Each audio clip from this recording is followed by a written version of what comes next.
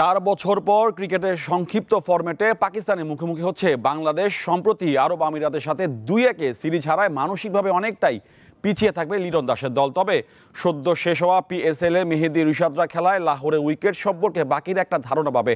তাতে সিরিজটা প্রতিদ্বন্দ্বিতাপূর্ণ হবে বলে মনে করছেন পাকিস্তানি সাংবাদিকরা। ওয়ালটন বিএলডিসি ফ্যান, খরচ বাঁচে 65% পর্যন্ত।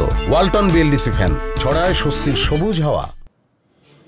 টি-20তে কে শক্তিশালী এ তর্কে জড়াতে পারেন বাংলাদেশ পাকিস্তান দুই দলের সমর্থকরা। পরিসংখ্যান বলছে শেষ 10 ম্যাচে বাংলাদেশের জয় 4টি আর পাকিস্তানের 3টি। তবে সবশেষ আরব আমিরাতের কাছে সিরিজ হারার পর টাইগার সমর্থকদের মাঝে হতাশার ছাপটা স্পষ্ট।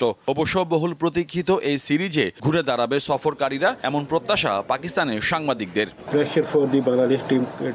দলীয় কিংবা ব্যক্তিগত যেভাবেই বিশ্লেষণ করেন, বাংলাদেশ দলের সময়টা এখন ভালো যাচ্ছে না। তবে টি-20 ফরম্যাটে যে কোনো সময় ঘুরে দাঁড়াতে পারে লিটন মেহেদীরা। পাকিস্তান দলকে এটা মাথায় রেখে প্রতিটা ম্যাচ খেলতে হবে। এক বছর পর ঘরের মাঠে খেলতে নামে পাকিস্তান। 3 অভিজ্ঞ ক্রিকেটার বাবর আজম, মোহাম্মদ রিজওয়ান ও শাহিন শাহ আফ্রিদিকে ছাড়াই স্কোয়াড তৈরি করেছে PCB। বাংলাদেশ দল মানসিক চাপে রয়েছে ঠিক, কিন্তু PSL এ খেলার কারণে মেহেদী রিশাদের লাহোরের উইকেট নিয়ে আলাদা অভিজ্ঞতা হয়েছে, যা দলের অন্য সদস্যদের কাজে দেবে। Bangladesh is coming.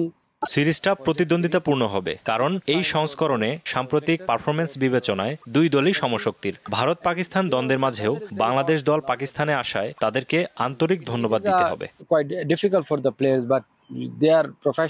জমজমাট একটা সিরিজের অপেক্ষায় এখন লাহোর। মোহাম্মদ হাসিব, দীপ্ত স্পোর্টস।